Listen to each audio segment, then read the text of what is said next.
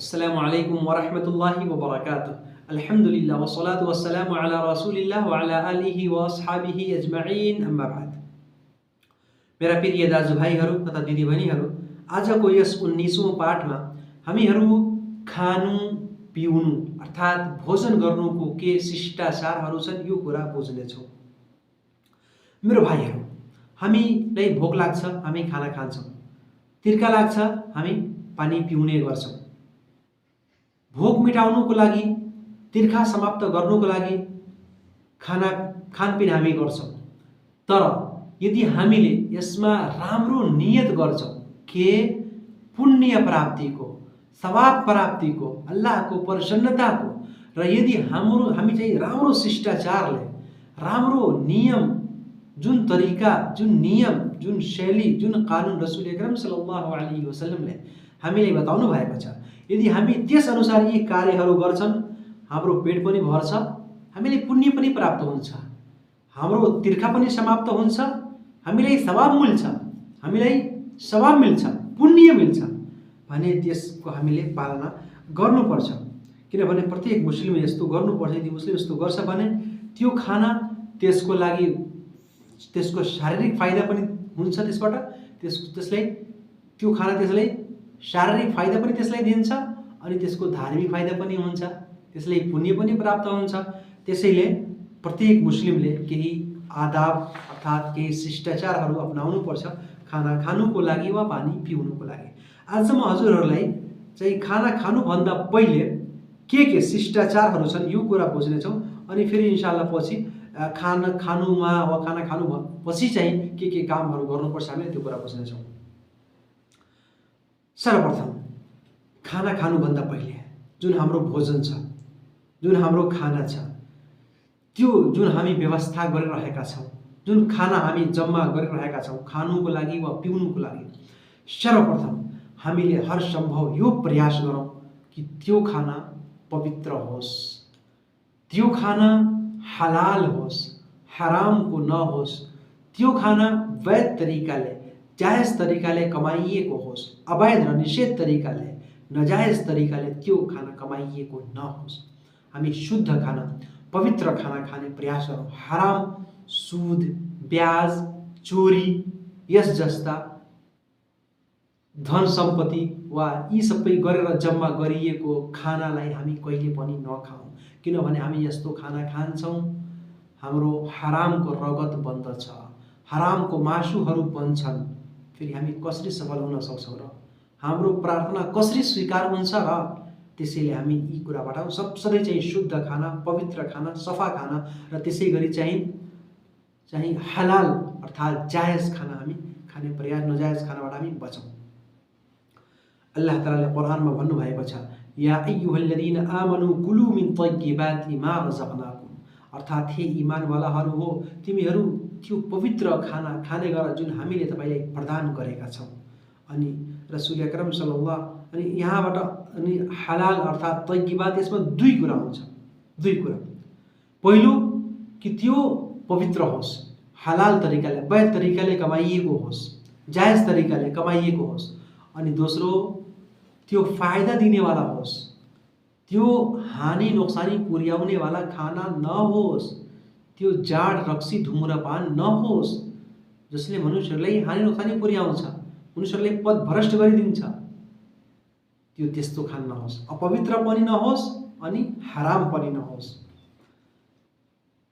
रसूल अकरम सल्लल्लाहु अलैहि वसल्लमले भन्नुभयो, मा नबत मिन सुहतिन फन्नारु औला बिह, कि मनुष्यको जुन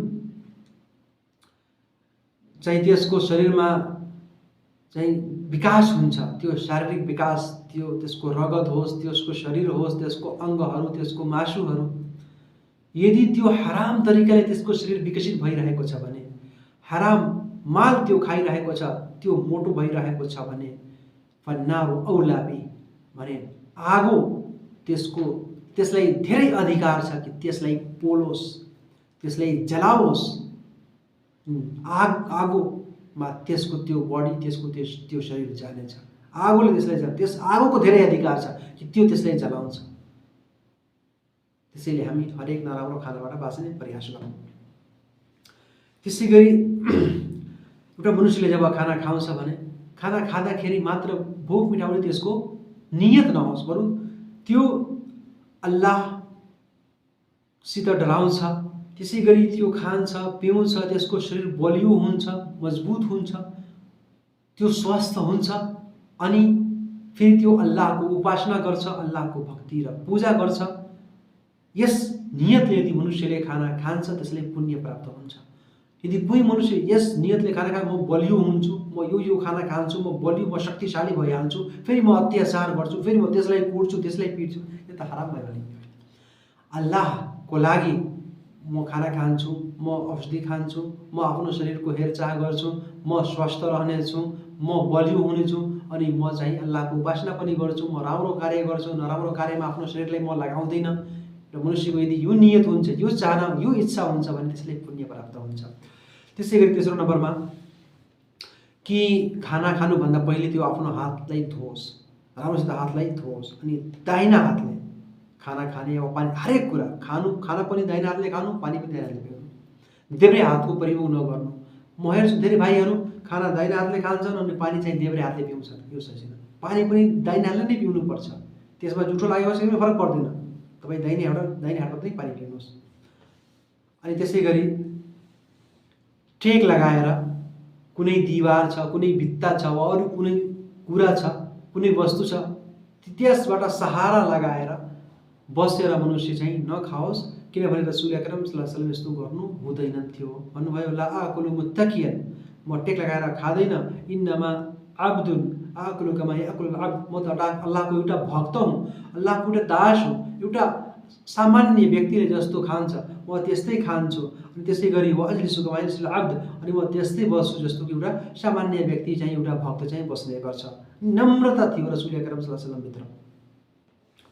त्यसै गरी एउटा कुरा अरू छ कि खाना चाहिँ खानु तपाईँले बस्नु भएको छ, खाना देख्दै हुनुहुन्छ भने के गर्नुहोस्, जुन त्यहाँ खाना उपस्थित छ त्यो खाना खानुहोस्। खानामा कुनै प्रकारको ऐब अर्थात् दोष नलगाउनुहोस्, त्यसलाई नराम्रो नभन्नुहोस्, खानालाई कहिले पनि नराम्रो नभन्नुहोस्। रसूल अकरम सल्लल्लाहु अलैहि वसल्लम कुनै प्रकारको खाना हुन्थ्यो, यदि उहाँलाई राम्रो लाग्थ्यो उहाँले खानुहुन्थ्यो, राम्रो लाग्दैन थियो उहाँले छाडिदिनुहुन्थ्यो। तर कहिले पनि त्यसमा दोष ऐब त्रुटि त्यसले नराम्रो भन्नु हुँदैन थियो। हजरत अबू हुरैरा रज़ियल्लाहु ताला अन्हुले भन्नुहुन्छ मा आबा रसूलुल्लाह सल्लल्लाहु अलैहि वसल्लम ताआमन क़त्तु इन इश्तहाहु अकला व इन करिहहु तरक। सही बुखारीको हदीस हो कि रसूल अकरम सल्लल्लाहु अलैहि वसल्लमले कहिले पनि कुनै खानामा दोष लगाउनु भएन। यदि उहाँलाई मन पर्थ्यो खानुहुन्थ्यो, मन पर्दैन थियो छाडिदिनुहुन्थ्यो त्यसैले। तर यदि कुनै चाहिँ यस्तो कुरो छ, यदि त्यस्तै भइरहेको छ भने मात्र सुधार गर्नुको लागि, कोही खाना बनाइरहेको छ व्यक्ति, अब त्यसले खाना त्यसमा नुन कम छ वा खुर्सानी कम छ वा केही बढी भएको छ भने मात्र त्यसलाई बताउनुको लागि, सुधारको लागि बताउन सक्नुहुन्छ कि अलिक खुर्सानी बढी गरिदिऊ वा थोरै गरिदिऊ, बढी छ कम छ भने यस्तै बराबर। तर त्यसलाई एकदमै नराम्रो भन्नु, छाडिदिनु, कुनै दोष लगाउनु, अप्रिय भन्नु, यो चाहिँ जायज छैन। त्यसै गरी एउटा कुरा अरू छ, जहिले पनि खाना खानु तपाईँ एउटा कुरामा ध्यान दिनु कि बसेर परिवार छन् 2 जना 4 जना 5 जना एकै घरमा सबैजना एकसाथमा बसेर खाउनु, यो उत्तम कुरो हो, सही कुरो हो। यदि कोही गेस्ट, कोही नातेदार, कोही हाम्रो अतिथि आयो भने यो अति उत्तम भयो। वा त्यसै गरी कुनै दास छ हाम्रो, कोही नोकर छ, कोही काम गर्नेवाला व्यक्ति छ मेरो घरमा, त्यो काम गरिरहेको छ भने उत्तम यो हो कि त्यसलाई पनि हामी बोलाइलियौँ, खानामा साथमा बसेर त्यसको साथमा हामी खाना खानु। हाम्रो घरमा मजदुरी गर्छन् नि व्यक्तिहरू हुन्छन्, काम गर्छन् होइन भने हामीले उनीहरूको साथमा पनि खाना खाने प्रयास गरौँ, आफ्नो साथमा बसाउँ उनीहरूलाई, उनीहरूको साथमा पनि हामी खाना खाने गरौँ। यदि यस्तो गर्छौँ अल्लाहले हाम्रो खानामा बरकत दिनुहुन्छ। रसूल अकरम सल्लल्लाहु अलैहि वसल्लमले भन्नुभयो इस्तमिउ अला ताआमिकुम युबारिकुल्लाहु फी, कि एकत्रित भएर, जम्मा भएर, सबैजना एकजुट भएर एक साथ खाना खाने प्रयास गर, सबैजना जति पनि सम्भव छ।